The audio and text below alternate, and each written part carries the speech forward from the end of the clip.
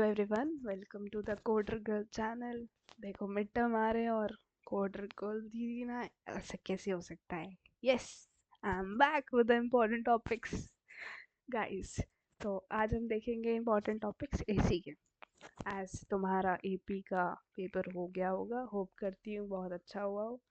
नहीं भी अच्छा हुआ तो कोई नहीं, एसी फोड़ के आ जाना ठीक है, एसी में अच्छा करके आ जाना, बिकॉज ये थ्योरी है और एपी न्यूमेरिकल वाली, और AP2 बेकार भी है, देखो मैं मानती हूँ, ठीक है। बाकी मैंने स्ट्रैटेजी उसकी बता रखी थी, तुम्हें कैसे करके जाना है। जो जैसे करके गया होगा उसका पेपर अच्छा गया होगा, आई एम डैम श्योर, ठीक है। तो आज इसकी भी एक सीक्रेट वाली स्ट्रैटेजी देख लेंगे कि ऐसी कैसे पढ़नी है, और इम्पोर्टेंट टॉपिक्स भी देख लेते हैं। तो शुरू करते हैं यूनिट 1 से। Calorific value, octane number, cetane number, sweetening of petrol. देखो कैलोरिफिक वैल्यू पूछ लेता है, ऑक्टेन नंबर। मेरे टाइम में ऑक्टेन नंबर और सीटेन नंबर का डिफरेंस आया था, तो देख जाना कि ऑक्टेन नंबर क्या होता है, सीटेन नंबर क्या होता है। फिर आते हैं sweetening of petrol, synthetic petrol, power petrol. Coke knocking भी मेरे बारे में पूछ लिया था, इसका difference coke knocking and anti coke knocking. Unleaded alcohol, coal gas, water gas, natural gas, ये कम पूछा था, मेरे बारे में पूछा नहीं था। बाकी यूनिट 1 से मोस्ट इम्पॉर्टेंट है तुम्हारा बॉम्ब कैलोरीमीटर, बॉयज कैलोरीमीटर। भाई ये आता ही आता है। या तो तुम्हारा ये ऑटो हॉफमैन कोक ओवन पूछ लेंगे, या ये बॉम्ब कैलोरीमीटर या बॉयज कैलोरीमीटर पूछ लेंगे, या तो फिर 5 नंबर का यहाँ से क्वेश्चन आएगा GCV NCV से। इससे तो आता ही आता है, तो डैम है, पक्का ही है। बाकी CNG LPG पेट्रोलियम इतना इम्पोर्टेंट नहीं है। केकिंग और कोकिंग में डिफरेंस पूछ लेंगे। थर्मल एंड कैटालिटिक क्रैकिंग में डिफरेंस आता है, पक्का पक्का आता है, मेरी बारी में भी आया था, बता रही हूँ। ऑक्टेन नंबर में आता है, सीटेन नंबर में आता है डिफरेंस। और तुम्हारा ये एंटी नॉकिंग, नॉकिंग में पूछा था। केकिंग और कोकिंग, थर्मल और कैटालिटिक क्रैकिंग, और इसका न्यूमेरिकल GCV NCV का 5 नंबर का न्यूमेरिकल आया ही आया था। बल्कि हम लोग सोच के गए थे बॉम्ब कैलोरीमीटर और बॉयज कैलोरीमीटर भी पक्का आएगा, उन्होंने दिया ही नहीं था।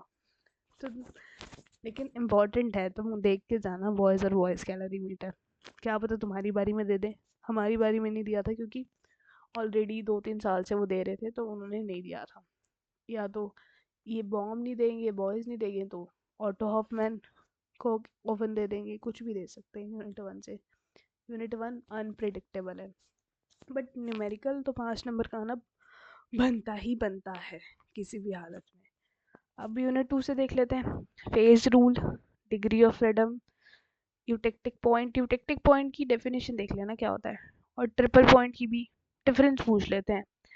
कॉन्ग्रुएंट पॉइंट, पिटरसन्स प्रोसेस, और ये आता है 1 कंपोनेंट सिस्टम, 2 कंपोनेंट सिस्टम। ये पूरा 5 नंबर का आ सकता है, या तो वाटर सल्फर का आएगा, या लेड सल्फर का आएगा, या जिंक मैग्नीशियम का आएगा, पक्का पक्का आएगा। गिब्स फेस रूल भी इम्पोर्टेंट है।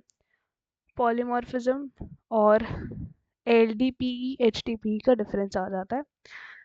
Vinyl plastics, nylons, glyptal, thermoplast. अब देखो, अगर तुम पूछोगे मुझसे कि सॉरी अगर तुम पूछोगे कि मुझसे कि एसी की दीदी स्ट्रैटेजी बताओ, तो मैं तुम्हें बोलना चाहती हूँ कि एसी का यूनिट 2 बहुत बड़ा है, तो तुम ट्राई करना कि यूनिट 1 बहुत अच्छे से करके जाओ। इसका न्यूमेरिकल डिफरेंसेस बता दिए मैंने, Boys calorimeter, bombs calorimeter, Otto Hoffmann coke oven वाला डिफरेंस। भाई यूनिट 1 तुम्हारी अच्छी जाएगी। यूनिट 2 बहुत लेंथी है, जैसे ये फेज रूल वाला पार्ट है यहाँ तक, फिर ये तुम्हारी ये चीज़ें शुरू हो गई। तो यूनिट 2 में से वाटर सल्फर साइकिल का ना कुछ प्रिडिक्शन नहीं है, कोई भी उठा के दे देते हैं। जैसे मेरे टाइम में हमें लगा था कि वाटर सल्फर सल्फर आएगी, बट आई वो जिंक मैग्नीशियम 2 कंपोनेंट वाली, हमें पढ़ के ही नहीं गए थे और यही आ गई। तो ये तीनों ही देख लेना सिस्टम। और पॉलीमर्स वाला पार्ट अगर स्किप करना चाहो तो स्किप कर सकते हो, लेकिन इसका डिफरेंस देख जाना, एलडीपी एचडीपी का डिफरेंस क्या होता है। और थर्मोप्लास्ट वाला पार्ट भी छोड़ लेना अगर तुम्हारे पास। मैं छोड़ने को तब कह रही हूँ जब तुम्हारे पास ज़्यादा टाइम ना हो। अगर तुम्हारे पास टाइम है तो जितने इम्पोर्टेंट टॉपिक्स दिए हैं वो सारे करके जाना। मैं लिख के दे रही हूँ कि तुम्हारे 25 से ऊपर कोई नहीं रोक सकता अगर तुम ये इम्पोर्टेंट टॉपिक्स करके जा रहे हो, और जैसी मैंने स्ट्रैटेजी बताई है वो करके जा रहे हो। ठीक है। बाकी मेरे को एक और बात करनी थी।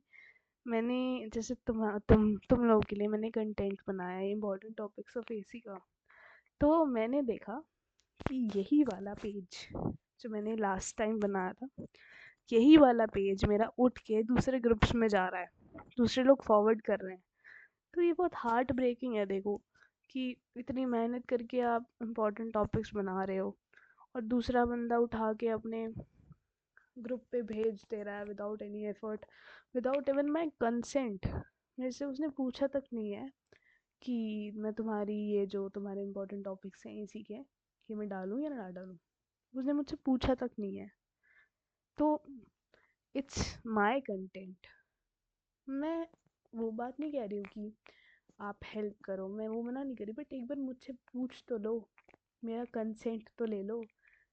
मैं हेल्प करने से कभी मना नहीं करूँगी किसी को।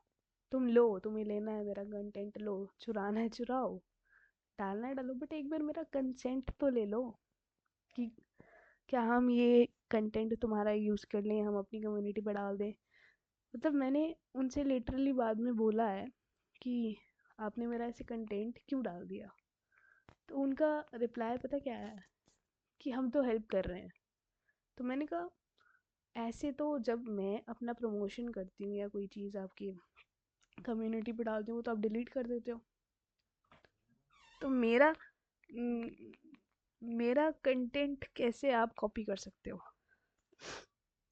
तो इसीलिए कोई नहीं, अब जो कर दिया वो कोई बात नहीं है।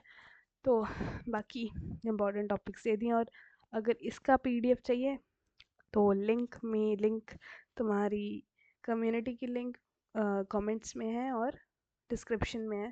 तो signing off, thanks for watching. बाकी like share and subscribe to the coder girl channel. Thank you.